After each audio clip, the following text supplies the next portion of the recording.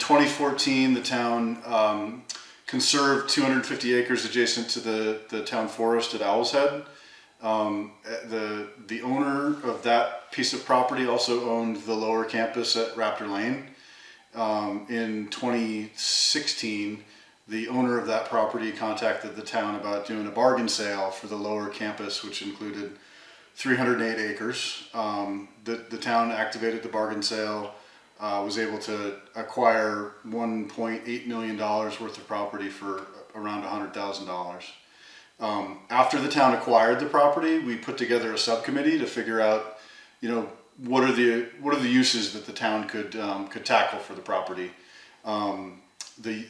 Through probably about a year-long process, the subcommittee, through some survey work and some other processes, outlined uses related to trail building for hiking and biking trails, the idea of moving the town office to the site, the idea of potentially developing housing, the idea of developing energy generation, and then there was some discussion about the potential for commercial uses over here. After the subcommittee did their process, the town spent about $275,000 on partnering with the Northshire Area Trail Systems Group to install around 10 miles of mountain bike trail on the campus.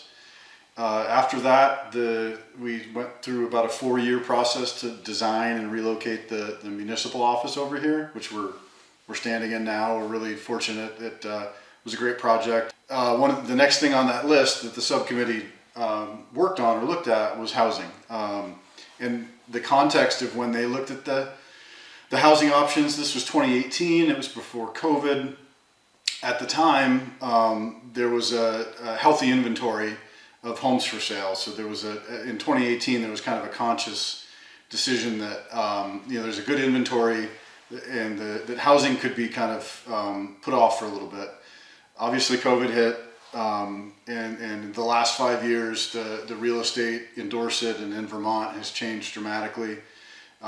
Prices have appreciated significantly. The inventory is almost non-existent. And that's what has led in Dorset to the creation of a housing task force or a housing subcommittee. At town meeting in 2023, the voters approved an article for the select board to appoint a housing committee, specifically to look at Raptor Lane and what possibilities could be created at Raptor Lane. The housing subcommittee then worked through a feasibility study for Raptor Lane. So the town wanted to determine, what was the potential capacity for homes at Raptor Lane. That feasibility study was completed in late 2024.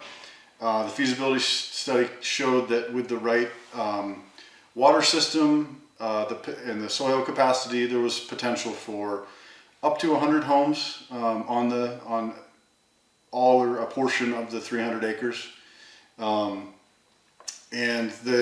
after the feasibility study, the town then brought on White & Burke, which is a real estate consulting firm, to talk about an RFP for possible proposals for development. And so most of 2025, the town created an RFP, defined kind of the potential target housing customer, and the target that was sought after is working families and seniors. So the RFP process ran through the summer of 2025, and in the RFP process we did get a conceptual proposal from SM Graves, who's based out of Rutland.